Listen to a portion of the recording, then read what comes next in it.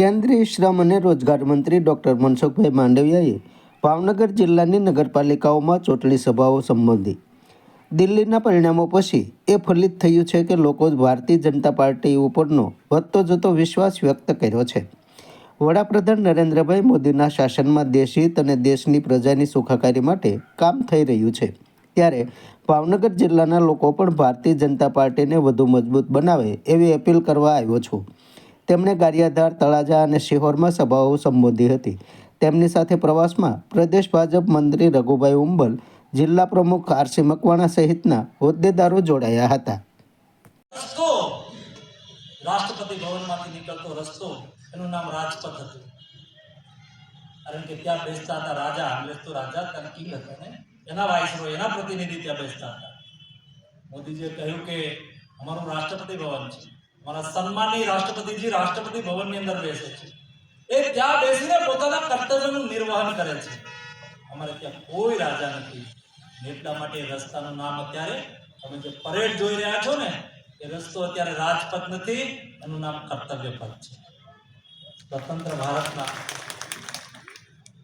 આઝાદી પછીના 75 વર્ષે થયેલા નિર્ણયો છે, એટલે કે ગુલામીના પ્રતીકોને અમે નાબૂદ કરીશું, ત્યારે અમે વિકસિત ભારત બનાવીશું। ત્રીજું ચોથું પ્રાણ દેવડાવતા મોદીજીએ કહ્યું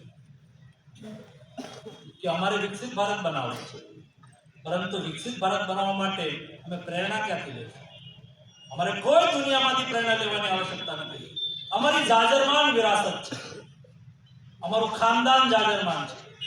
આ દેશના વ્યવહારો, આ દેશની જીવન પદ્ધતિ, આ દેશની સંસ્કૃતિ, આ દેશની પરંપરા, આ દેશની દ્રષ્ટિ, આ દેશના મહર્ષિઓનું વિઝન, એના આધારે અમે વિકસિત ભારત બનાવીશું।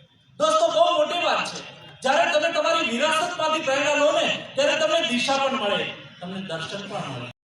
દરેક વ્યક્તિ સ્વતંત્ર છે, કોને મત આપવો, કોને નહીં આપવો, એ દરેક દેશનો નાગરિક સ્વયં નક્કી કરતો હોય છે। બૂથ પેટીની અંદર કોઈ મતદાન કરવા જાય તે સાથે નથી આવતો, પરંતુ હું દિલ્હીની ચૂંટણીમાં લગભગ 1 મહિનાથી લાગેલો હતો।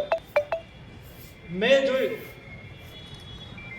એક શકુર બસ્તી વિધાનસભા વિસ્તાર છે, આ વિસ્તારની અંદર સત્યેન્દ્ર જૈન ચૂંટણી લડતા હતા, 2 વર્ષ સુધી જેલમાં પણ હતા। એ આરોગ્ય મંત્રી હતા, હું પણ ભારત સરકારનો આરોગ્ય મંત્રી હતો, એ નાતે મારે એમનો પરિચય પણ હતો, પરસ્પર જાણતા પણ હતા। તો હું પણ કેમ્પેઇન કરતો હતો ને એ પોતાનો મત વિસ્તાર હતો એટલે એ પણ પ્રચાર કરતા હતા।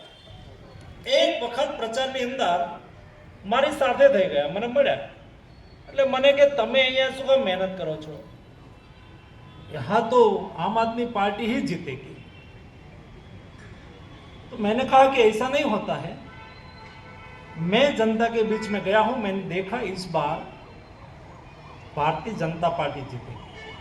तो उन्होंने कहा, એમને જે કહ્યું એ વાત બહુ અગત્યની છે। એમને કહ્યું કે 25 બૂથ 60% વધારે મતદારો એ લઘુમતી સમાજના છે, એટલે અમને મત મળશે, એવું એમને કહ્યું। મેં એમને કહ્યું કે જોઈએ પરિણામ આવે ત્યારે। દોસ્તો, મને બતાવતા ખુશી એ વાતની છે કે 25માંથી 18 બૂથ ભારતીય જનતા પાર્ટી જીતી ગઈ। એનો અર્થ એ છે કે લઘુમતી સમાજના લોકોએ ભારતીય જનતા પાર્ટીને મત આપ્યો। આના પહેલા હરિયાણામાં ચૂંટણી હતી તો તરહની વાતો થતી હતી, બાજુની અંદર કિસાન આંદોલન ચાલી રહ્યું હતું।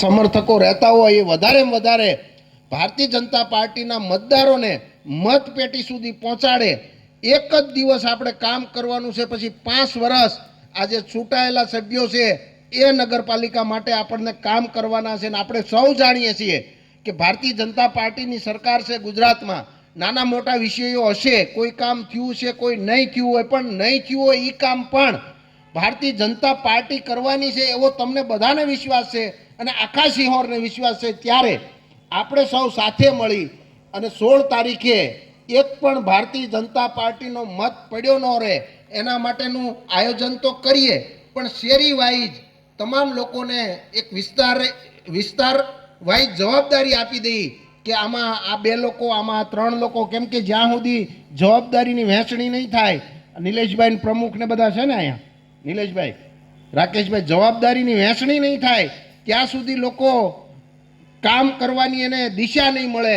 તો ખાસ કરીને તમને મારી એટલી વિનંતી છે, ખાસ કરીને ભરતભાઈ, સુરેશભાઈ, આ તમારી આખી ટીમને હું એક વિનંતી કરું કે તમે બૂથ વાઇઝ, અમારા સુરતમાં કાલે 62 બૂથ, એક કોર્પોરેશન, ખાલી એક ચૂંટણી છે, એક જ વ્યક્તિની કોર્પોરેશનમાં, એક પેટા ચૂંટણી આવી સુરતની અંદર, અને 62 બૂથ છે.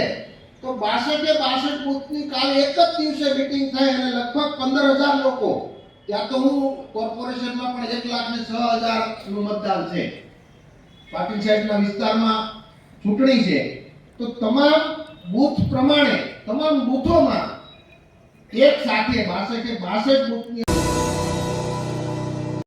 સમાજ માટે, સત્ય માટે, સત્યપૂર્ણ સમાચાર પ્રસારણ આપના મોબાઈલ પર તરત જ લાઈક કરો, શેર કરો અને સબસ્ક્રાઈબ પણ કરો. અને હા, ઘંટડી વગાડવાનું ન ભૂલશો. આભાર. સમાજ માટે સત્ય સાથે સત્યપુંજ. અહેવાલ, સમાચાર તથા જાહેરાત પ્રસારિત કરવા સંપર્ક સાધો. સત્યપુંજ સમાચાર પ્રસારણ, લબ્ધિ કોમ્પ્લેક્સ, તાલુકા પંચાયત સામે, સિહોર.